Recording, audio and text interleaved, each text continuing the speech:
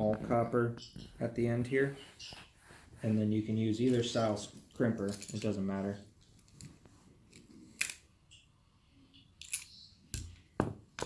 Crimp down, good to go. And test.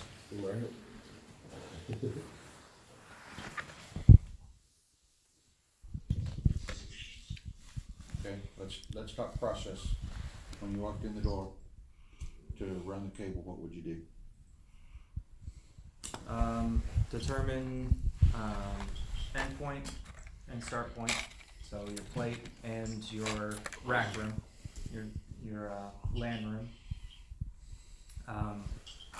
Determine cable passage.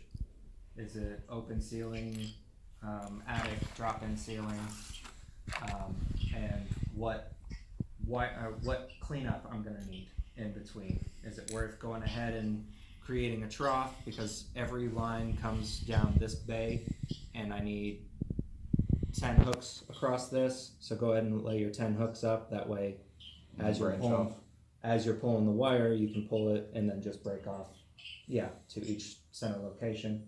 Or are they all going separate ways, so I might as well do it as I pull the wire.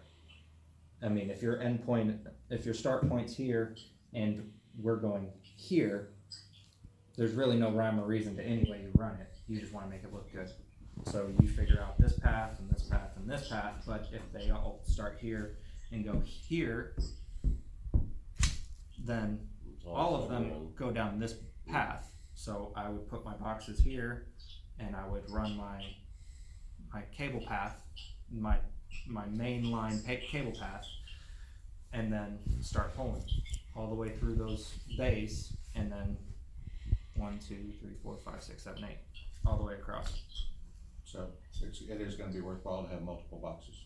Yes, absolutely. I would assume I would almost buy twice as much as you think you'd need, because if you have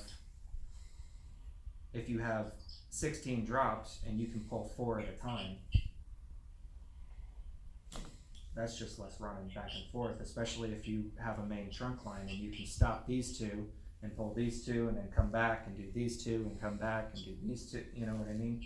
So, I mean, if you're going from project to project, or, you know, if it makes more sense, buy 16 boxes, and then these 16 boxes get moved to this location, especially at the cost that I saw online. I'm hoping that you have a vendor for some of that wire, because it was like $1,000 for 1,000 foot, which is insane. $1 a foot. It should be 10 cents a foot. Yeah. I found it last night. Cat 6 plenum rated for 160 a. Yes, Cat 6, but they wanted CommScope. Oh. Cat 6. That's what they spec'd out, which is 1,000 foot. But I just did a Google search and saw the shopping. I didn't do any research, but That's what Eric was telling me too. That last year when they started that, he was like, "Man, I don't stock that stuff in my shop. You know what that stuff costs a box?" Yeah. He says, "I'm gonna have to buy per job."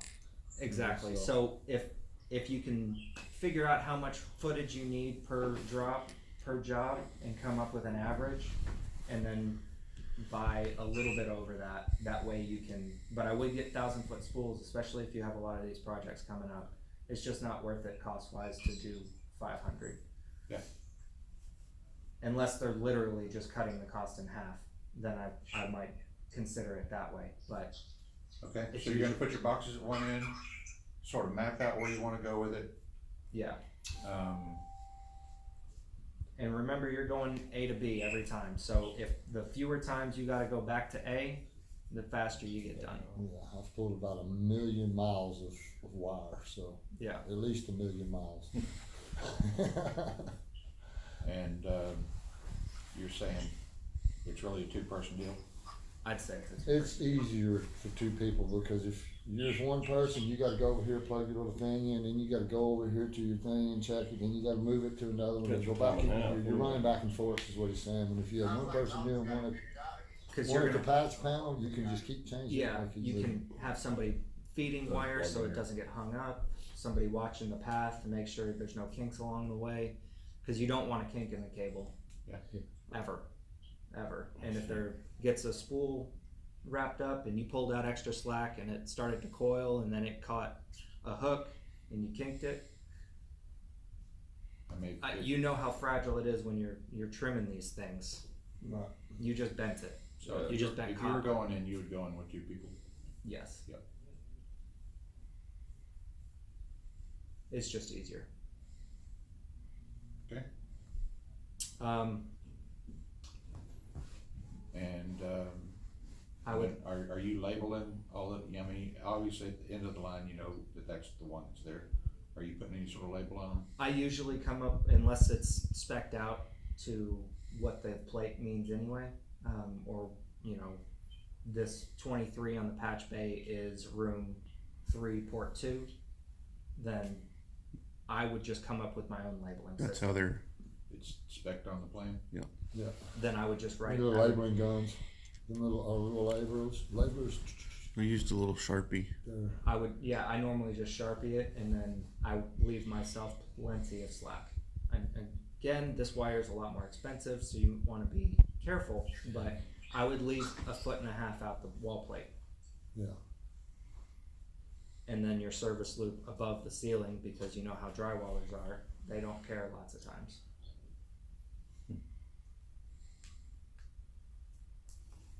So you're just gonna run it up above, zip tied to something where you got a loop. Zip tie it to the conduit, I would. That way you have your service loop and you have the loop that it needs, so you're not pulling against the conduit. Just the weight, gravity's not pulling against the conduit. Y'all got that? Got it. I'm sure you get it. You know what he's talking about?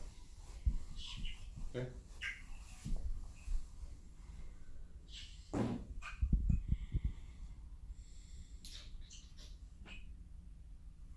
Anything else you guys can think of? You good, Andy? Yes. Appreciate you spending the time on it. We all had donuts. We couldn't get you one. Best donuts we've ever had in our lives. Not really.